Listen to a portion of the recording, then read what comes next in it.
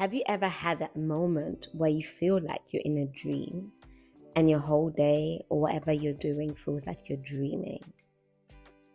What if I told you that during those moments, you are actually influencing your surroundings?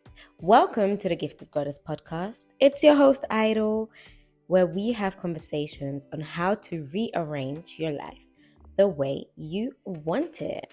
Today we're going to be talking about time, how it relates to us, and how we actually decide what we do with our time. Essentially, what we're talking about today is how time is an illusion. Everyone knows that time is an illusion, but we don't realize the power that we give time over our lives. Meaning, when you're sitting there and you're feeling numb, you're having a certain outlook on life where you're experiencing regret, you're experiencing worry, you're experiencing frustration. Usually it's because you have trapped yourself in a time loop. Not only is time not linear, meaning it's not just one timeline, there's multiple timelines, but also sometimes we trap ourselves in time loops. And these time loops, they don't allow us to evolve. They don't allow us to progress. And essentially, what happens is you keep fabricating the same thing over and over and over again. And with time loops, it's basically us being too focused either in the past, so replaying past events over and over and over again. And as you replay these events, you're attracting more of these events into the future.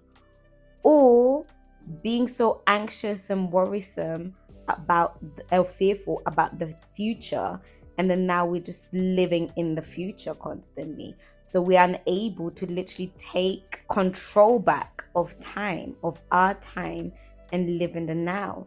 Living in the now doesn't mean just being present or just doing breath work or just witnessing. Living in the now means that you can observe yourself witnessing the experience without judgment.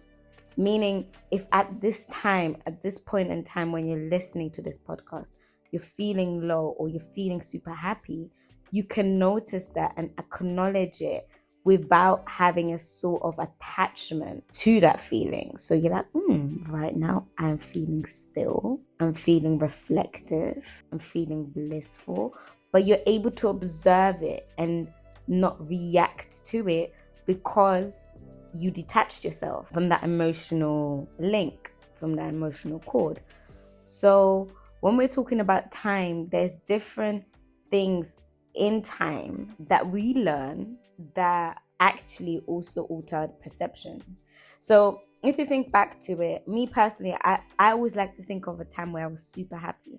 And whenever I am in that space of just being happy and blissful, everything aligns, like every single thing aligns. But then even me being happy and blissful is a choice. I choose to be happy and blissful. And it's not the tools we use that make us happy and blissful. So it doesn't mean because you meditate or because you do yoga, you're going to be happy and blissful. Those are just merely tools that help you sharpen the saw.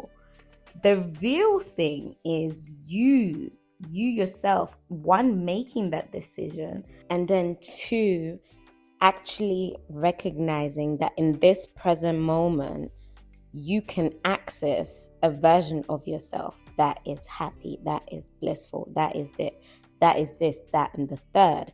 Meaning that if you are captivating that feeling of happiness and bringing it into the now, in this space, in here and now, you start to influence your environment. You start to shift the energies of your environment.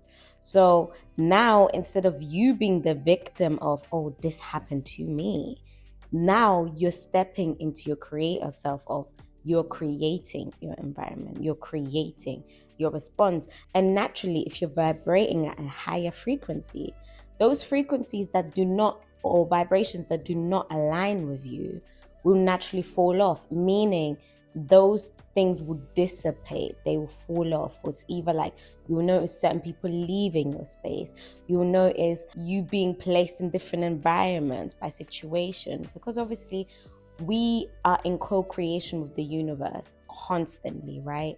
So if you're doing your part, the universe is going to do its part. So time is one that I think we don't think about, especially when you're replaying an event that happened in the past. You're keeping yourself in that time loop. And if it was a negative event, your body doesn't know the difference between the real event happening and what you're imagining. So you're constantly putting your body and your psyche in that stress or in that stressful moment. And don't forget to hit that subscribe button and that notification bell. That way you can bless somebody else's timeline with this video.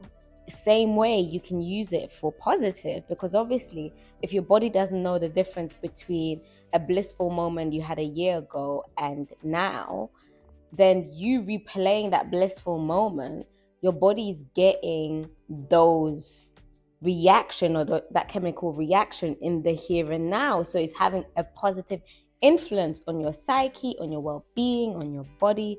So now you're actually going to have a more positive experience, and because you're feeling good, you naturally attract more good to you.